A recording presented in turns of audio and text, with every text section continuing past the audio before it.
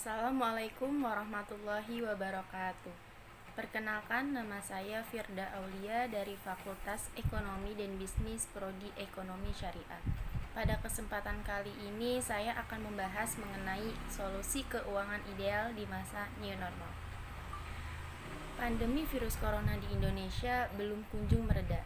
5 bulan diterpa wabah, kini angka positif virus corona di Indonesia telah menembus 184.268 kasus. Angka itu merupakan jumlah total setelah pemerintah mengumumkan penambahan kasus positif virus corona di Indonesia pada Kamis 3 September 2020. Saat ini kita sudah kembali beraktivitas seperti biasanya dan sekaligus harus belajar beradaptasi dengan aturan baru di fase new normal ini. Berbagai peraturan baru dan imbauan untuk bisa hidup berdampingan dengan virus corona pun semakin gencar disosialisasikan. Bagaimana dengan kamu? Sudah siap hadapi perubahan baru ini?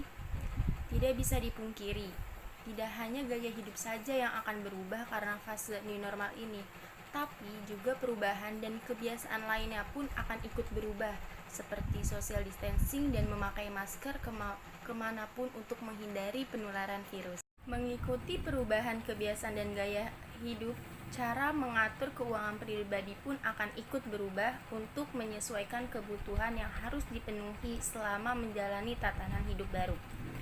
Nah, agar tidak bingung dalam merancang kembali strategi atur keuangan pribadi di saat fase new normal, berikut beberapa tips mengatur keuangan pribadi saat new normal. 1. Atur ulang pos pengeluaran. Menjelang tatanan hidup baru atau new normal saat ini, ada beberapa pos pengeluaran yang harus kamu tambahkan di perencanaan keuangan kamu. Berdasarkan protokol kesehatan baru untuk new normal, ada beberapa yang masuk ke dalam daftar belanja kebutuhan sehari-hari, seperti masker, hand sanitizer, disinfektan, dan sarung tangan akan menjadi barang baru yang masuk ke dalam pos pengeluaran kamu. Untuk itu, evaluasi kembali hitung-hitungan untuk pengeluaran kamu. Cari tahu kebutuhan apa yang bisa dihilangkan untuk sementara waktu, agar uangnya bisa dialihkan untuk kebutuhan baru yang lebih penting. 2. Evaluasi jumlah pemasukan.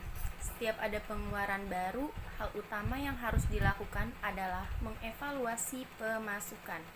Apakah pemasukan cukup untuk memenuhi kebutuhan lama atau baru?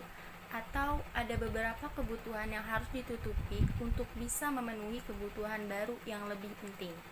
Biasanya, untuk yang bergaji pas-pasan, menutup beberapa pos pengeluaran seperti tabungan untuk jalan-jalan atau liburan, mau tidak mau harus ditutup dulu untuk bisa memenuhi kebutuhan yang lain. Dan untuk yang gajinya berlebih, bahkan untuk menutupi kebutuhan yang baru, harus tetap melakukan penghematan dan mengurangi biaya untuk salah satu pos pengeluaran yang tidak terlalu penting atau tidak diperlukan untuk jangka waktu yang lama. Yang ketiga, cari penghasilan tambahan bila perlu. Walaupun sudah memasuki new normal, tidak ada yang bisa menjamin semua akan kembali seperti biasanya, terutama bagi kamu yang bekerja di perusahaan yang terkena dampak parah dari COVID-19. Harus tetap berjaga-jaga, terutama soal keuangan demi mempersiapkan diri kemungkinan terburuk seperti pemotongan gaji atau dipecat. Jadi, kira-kira masih sempat untuk menjalani pekerjaan lain seperti freelance atau membuka bisnis, cobalah untuk dijalankan mulai dari sekarang. Demi melindungi keuangan yang sudah pas-pasan, cari penghasilan tambahan adalah solusi terbaik yang bisa dilakukan. 4. Tunda investasi, alihkan untuk dana darurat. Di saat pandemi seperti ini, dana darurat adalah yang paling penting. Ingat, new normal bukan berarti keadaan bisa kembali seperti semula atau sebelumnya.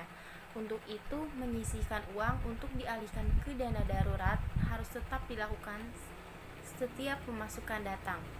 Setidaknya sisihkan 10% uang yang masuk sebagai dana darurat selama masa pandemi ini.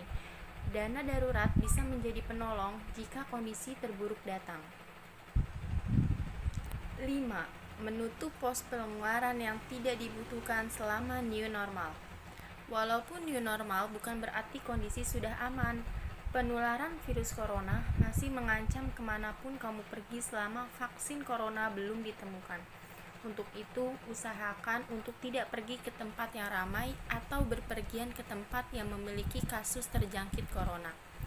Nah, dengan kondisi seperti ini, otomatis ada beberapa pos pengeluaran yang bisa ditutup seperti biaya untuk nongkrong, hiburan, dan jalan-jalan.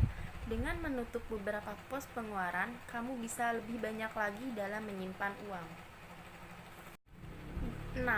Bijak-bijaklah dalam berbelanja kebutuhan. Pemborosan adalah tindakan yang sangat merugikan di dalam kondisi apapun.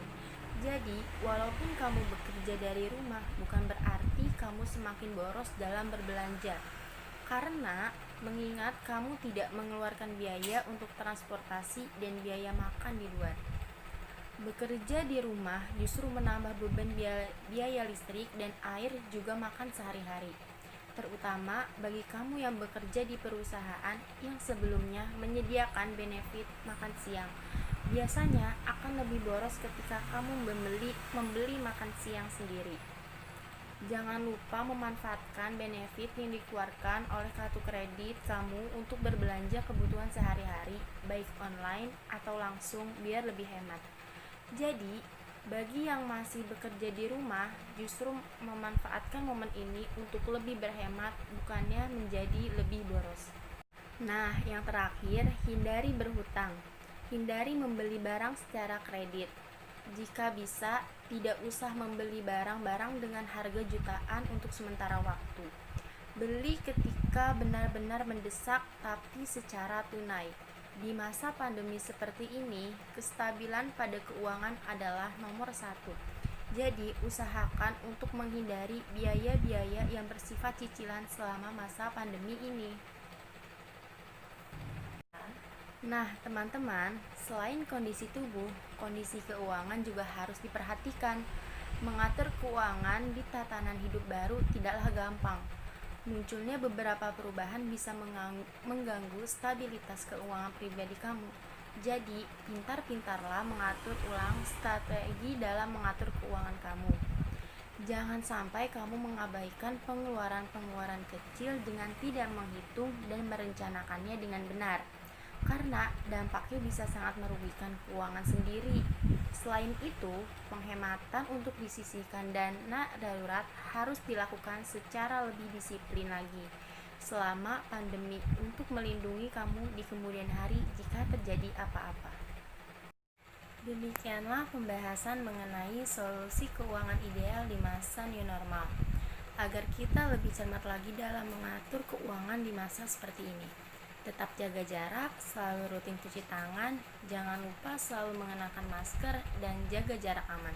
Terima kasih. Wassalamualaikum warahmatullahi wabarakatuh.